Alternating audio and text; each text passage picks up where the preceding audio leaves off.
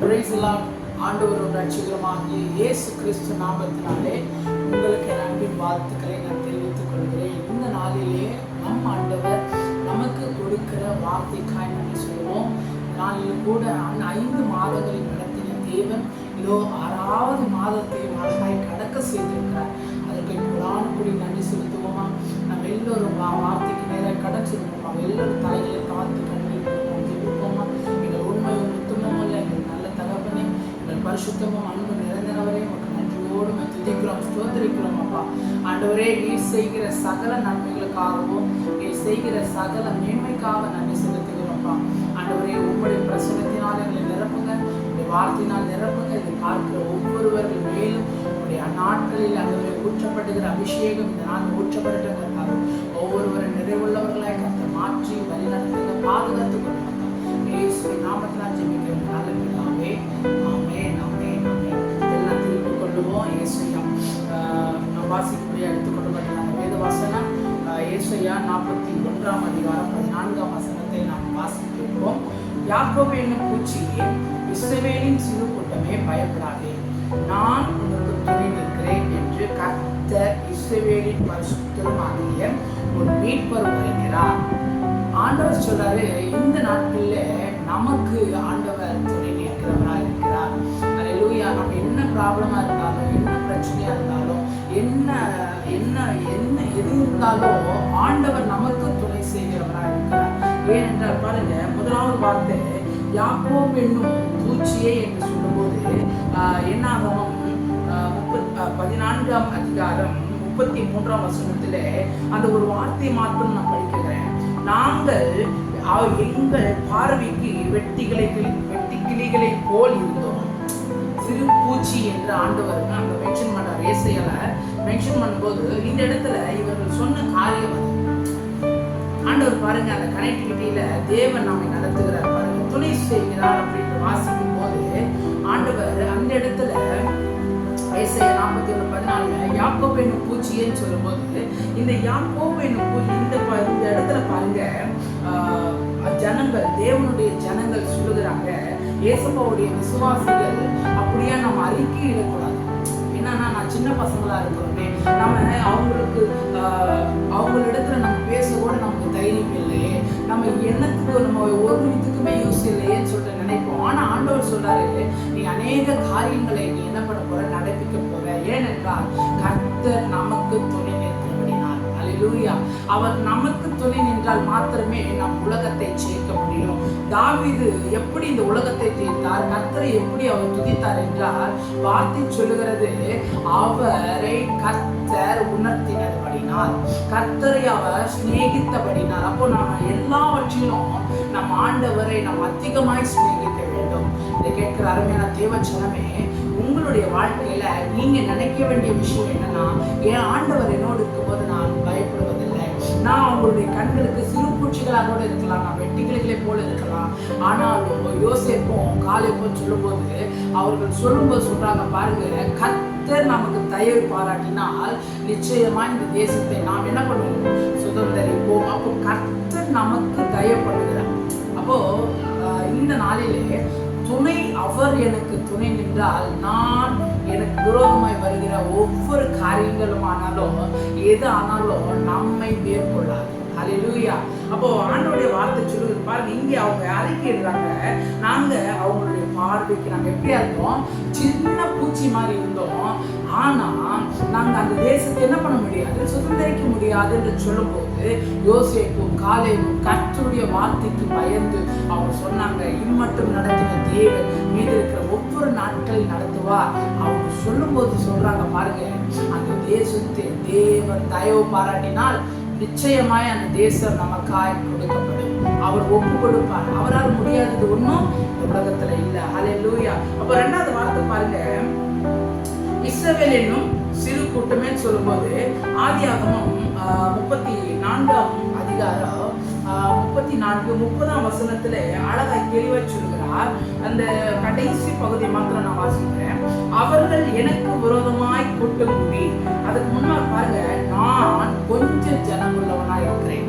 ஜனம் உள்ளவன், அப்போ சிறு கூட்டம் தான்.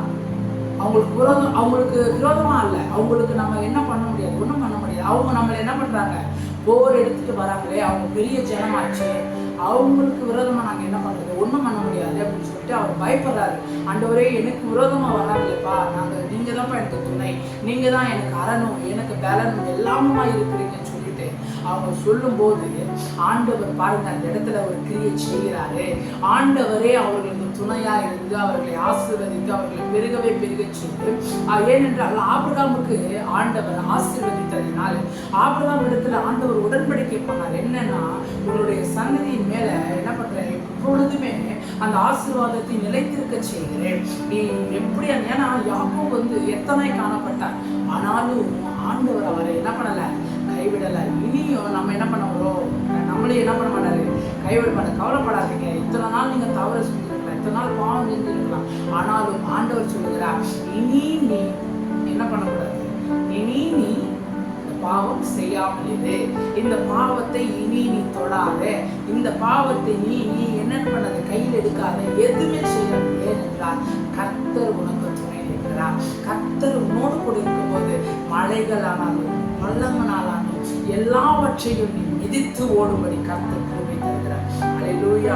நீ கேட்கிற அருமையான தேவச்சனமே, உங்களுக்கு ஆண்டவர் வாக்கு கொடுக்கிறது, நீங்க சின்ன சனமா இருக்கலாம், ஐயோ நாங்க 4 பேர் தானே, அவங்க எவ்வளோ குடும்பம், எவ்வளோ பெரிய குடும்பமாச்சு, அவங்க நம்ம கிட்ட வந்தா ஐயோ நம்மளால தாங்க முடியாதுன்னு நினைப்போம், நம்மள ஐயோ நமக்கு விரோதமா வந்துட்டாங்கன்னா அவ்வளவுதான் முடிஞ்சிடுச்சு கதை நினைப்போம். ஆனா ஆண்டவர் சொல்றாரு, அந்த முடிவில கர்த்தர் ஒரு ஆரம்பத்தை கொடுக்கிறார். சாராளுக்கு எப்படி அந்த முடிவோ அவங்க நினைச்சாங்க, முடிஞ்சிச்சு, அந்த முடிஞ்சிச்சு அவ்வளவுதான் அப்படின்னு நினைக்கும் போது ஆண்டவர் சொல்றாரு, இல்ல இல்ல, இதுதான் ஸ்டார்டிங் பாயிண்ட். எப்போ நீ பினிஷிங் சொல்றியோ, எப்போ நீ முடிவுன்னு சொல்றியோ, அதுல கர்த்தர் உனக்கு ஆரம்பத்தை கொடுக்குறேன். ஏனென்றால் கர்த்தர் எனக்கு துணை இருக்கிறார். கர்த்தர் என் பட்சத்தில் இருக்கும்போது நான் பயப்படேன், மனுஷன் எனக்கு என்ன செய்வார் என்ற வாக்குத்தத்தம் இருக்கிறது. அதே போல நம்ம பாருங்க, ஒவ்வொரு நாளிலும் ஒவ்வொரு நிமிடமும் கர்த்தரை நோக்கி பார்க்கணும், அவரை நோக்கி தரிசிக்கணும். அவர் எனக்கு பட்சமா இருக்கிறார், நான் கவலைப்படுவதில்லை. ஏன்னா யோபுவெல்லாம் குறித்து பார்க்கும்போது ஆச்சரியமே ஆண்டவர் நடத்திருப்பார், இந்நாள் வரையில் நடத்திட்டு தேவன் இனிமேலும் நடத்துவார்னு சொல்லிட்டு ரொம்ப நம்பிக்கையோடு காத்திருக்கும் போது கர்த்தர் முடிவில் என்ன பண்றாராம், முடிவுன்னு சொல்லும் போது ஒரு ஆரம்பத்தை கொடுக்கிறார், இரட்டிப்பான நன்மைகளை கொடுத்து அவரை ஆசீர்வதிக்கிறார். ஆகினால நீங்க எதற்கும் கவலைப்படாதீங்க, உங்களை ஆசீர்வதிக்கிறது சுத்தம் இருக்கிறது. நீங்க ஆண்டவருக்கு ஒப்பு கொடுங்க, ஆண்டவர் உங்களுக்காக காரியங்களை நடத்துவார். ஏனென்றால் ஆண்டவர் நமக்கு துணை செய்கிறார். ஏனென்ற பாருங்க, இந்த இடத்துல யாக்கோபு என்ன பண்றாரு, யாக்கோபு சிறு பூச்சியே, இஸ்ரவேல் என்னும் சிறு கூட்டமே, எதற்கு என்ன பண்ணாத, பயப்படாத, ஏன்னா கர்த்தர் உனக்கு துணை இருக்கிறார் என்று கர்த்தரும் இஸ்ரவேலின் பரிசுத்தருமாகிய ஒரு மீட்பர் என்ன பண்ணார், உரைக்கிறார், உனக்கு சொல்லுகிறார், நமக்கு சொல்லுகிறார். அல்லேலூயா. அப்போ நமக்கு சொல்லும் போது கர்த்தருடைய காரியம் இது பலத்த காரியமாய் மாறும். ஒரு வார்த்தை சொன்னால் அது அப்படியே ஆக கடவுள், அப்படியே ஆகும். ஆமென். அப்படியே ஆகும். அல்லேலூயா. இது மனுஷனால் கூடாததான். ஆண்டவரே, என்னால் எதிர்க்க முடியலப்பா, எனக்கு அந்த பலத்தை கொடுங்க, சாத்தான் நான் எதிர்க்க முடியலையே, அவன் எனக்கு பழிவாங்க நினைக்கிறான். நமக்கான காரியங்கள் சாத்தான் நமக்கான எவ்வளோ துக்கங்களை கொண்டு வரலாம், எவ்வளோ பிரச்சனைகளை கொண்டு வரலாம். அது நிமித்தம் நீங்க என்ன பண்ணக்கூடாது, சோர்ந்து போகக்கூடாது. ஏனென்றால் கர்த்தர் சொல்லுகிறார், நீ பயப்படாத, நான் உனக்கு என்ன பண்றேன், துணை நிற்கிறேன். அப்போ துணை நிற்கும் பொழுது பாருங்க, சங்கீதம் 40ஆம் அதிகாரம் 17ஆம் வசனத்துல ஆண்டவர் அழகை சொல்கிறார், நான் சிறுமையை எளிமையுமானவன், கர்த்தரோ என் மேல் நினைவாய் இருக்கிறார். தேவரே என் துணையும் என்னை விடுவிக்கிறவருமாய் இருக்கிறார். தேவனே தாமதியாதேயும். அல்லேலூயா. அப்போ அவர் தாமதிக்கிற தேவன் அல்ல. ஆண்டவர் சொல்றாரு, உனக்கு நான் துணை நிற்கிறேன். தாவீதுக்காரன் அழகாய் புரிந்து கொண்டு அவர் எழுதுகிறார். பாருங்க, என் தேவரே என் துணையும் என்னை விடுவிக்கிறோம். அப்போ அவர் விடுவிக்க அவர் வல்லவராய் இருக்கிறார். அவர் விடுவிக்காமல் போனாலும் பரவாயில்லை, அதன் மத்தியில் நான் கர்த்தரை தேடும்போது கர்த்தர் எனக்கு விடுதலை தருவார். அது மாத்திரம் விடுதலை கொடுக்கிறது மாத்திரம் அல்ல, கர்த்தர் நம்மை என்ன பண்ணுவார், தலை நிமிர செய்வார். அதுதான் முக்கியம். அல்லேலூயா. அப்போ கர்த்தர் நமக்காக யாவையும் செய்து முடிக்கிற தேவன். நீங்க சும்மா இருங்க, கர்த்தர் என்ன பண்ணுவாரு, யுத்தங்களை என்ன பண்ணுகிறாரு, பண்ணுகிற தேவன். அவர் நடத்துவார், அவர்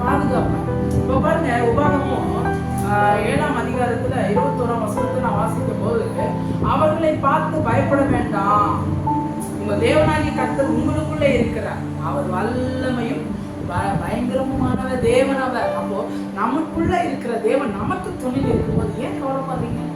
கவலைகளை விடுங்க. கர்த்தர் சொல்கிற ஏதோ 6வது மாதத்துல நீ கடந்து வந்திருக்கிறீங்க, கடந்து போக போறீங்க. இனியும் கர்த்தர் என்ன பண்ணுவாரு? ஜெய கம்பீரத்தோடு நம்ம நடத்துவார். ஏனென்றால் ஜெய கிறிஸ்து நம் முன்மே போகிறார். அவர் பின்னாடி நம்ம பின்னே போகும்போது பேதுருவை பார்த்து ஆண்டவர் சொன்னார். ஆண்டவர் சொல்லும்போது பேதுருவை என் பின்னே வா என்று சொன்னார். இவைகளை விட்டு என் பின்னே வான்னு சொல்லும்போது அவர் அவர்களை விட்டு ஆண்டவர் பின்னே போனதுனாலதான் அநேக காரியங்களை சுதந்திரிக்க. அப்போ நம்ம என்னென்ன விட வேண்டிய காரியங்கள் இருக்குதோ அவைகளெல்லாம் விட்டு கர்த்தரை தேடுங்க. கர்த்தர் உங்களுக்கு துணை நிற்பா. நீங்க எதை குறித்து கவலைப்படாதீங்க. ஐயோ இவங்க பிரச்சனைக்கு வராங்களே, இவங்க சண்டைக்கு வராங்களே, இவங்க ப்ராப்ளம் பண்றாங்களே, எல்லாவற்றையும் நீங்க என்ன பண்ணுங்க? விட்டு விடுங்க. கர்த்தர் உங்களுக்கு காரியத்தை வாய்க்க பண்ணுவார். நீங்க எல்லா கண்களை மூடி ஜெபிக்கும் போது கர்த்தர் இந்த வார்த்தையை ஆமென் ஆமென் என்று உங்களுக்கு தந்து ஆசீர்வதிப்பாராக. கண்களை மூடி நாம் ஜெபிப்போமா?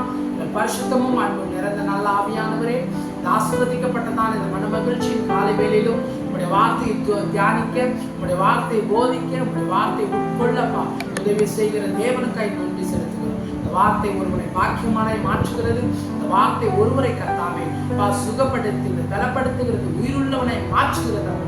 எல்லாவற்றையும் நடத்துகிற தேவன் எங்களோடு இருந்து நடத்துங்க.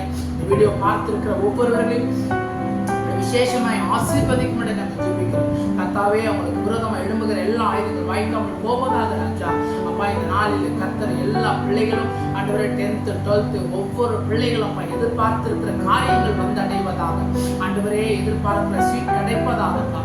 ஆண்டவரே ஒவ்வொரு பிள்ளைகளுக்கும் கர்த்தாவே எங்களுக்கு யாருமே இல்லையே, எங்களுக்கு நாங்கள் அனாதையா இருக்கிறோமே, நாங்கள் எங்களுக்கு ஆலோசனை கொடுக்க கூட ஒன்றுமே இல்லையே, யாருமே இல்லையே நினைக்கும் போது கர்த்தாவே நீர் இருக்கிறீர் என்று நிரூபிக்கிற தேவன் அப்பா. ஆண்டவரே உங்களுடைய வார்த்தை வெளிப்படுகிறது. ஏனென்றால் கர்த்தருடைய வார்த்தை சொல்கிறது, ஆண்டவரே உண்மையில் என் கண்ணை வைத்து உனக்கு நல்ல ஆலோசனை நான் கொடுப்பேன்னு சொன்னீங்களப்பா. அதே போல ஒவ்வொரு பிள்ளைகளுக்கு நல்ல ஆலோசனை தாங்க. ஆண்டவரே ஒவ்வொருவரோடு இந்த வார்த்தை கேட்ட ஒருவருக்கு ஆண்டவரே, சின்ன பிள்ளைகளா இருக்கலாம், பெரியவர்களா இருக்கலாம், முதியவர்களா இருக்கலாம், ஒவ்வொருவரை கர்த்தர் நிரம்புங்க. ஆண்டவரே நீர் துணை நிற்கும் பொழுது அப்பா எனக்கு விரோதமாய் வருகிறவர்கள் யாராக அப்பா அப்படியா நீ பெரிய காரியங்களை செய்ய நடப்பீங்க. இயேசுவின் நாமத்தினால் ஜெபிக்கிறேன் நல்ல பிதாவே, ஆமென். சேர்ந்து சொல்வோம். என் ஆத்துமாவை கர்த்தரை ஸ்தோத்திரி, என் உள்ளமே பரிசுத்த நாமத்தை ஸ்தோத்திரி. என் ஆத்துமாவை கர்த்தரை ஸ்தோத்திரி, கர்த்தர் செய்த சகல உபகாரங்களை மறவாதே. ஆமென். என் ஆண்டவராகிய இயேசு கிறிஸ்து கிருபையும் பிதாவாகிய தேவனுடைய அன்பும் பரிசுத்த ஆவியின் வல்லமையில் ஆசீர்வாத அரவணைப்பு பாதுகாப்பு வந்துள்ள ஒவ்வொருவர்களுக்கும் இந்த வீடியோ பார்க்கிற மற்றும் ஒவ்வொருவர்களுக்கும் இயேசு கிறிஸ்துவின் நாமத்தில் வாழ்த்துக்கள். இயேசு நாமத்தில் ஜெபிக்கிறேன் நல்ல ஆமென் ஆமென் ஆமென். God bless you. கர்த்தர்களை ஆசீர்வதிப்பாராக. ஆமென். இன்று பிறந்தநாள் மற்றும் திருமண நாளை காண்கின்ற ஒவ்வொருவரையும் இயேசு கிறிஸ்துவின் நாமத்தினால் உங்களுக்கு என் அன்பின் வாழ்த்துக்கள். ஆமென். சப்ஸ்கிரைப் பண்ணுங்கள், லைக் பண்ணுங்கள், ஷேர் பண்ணுங்கள். கர்த்தர் உங்களை ஆசீர்வதிப்பாராக. ஆமென்.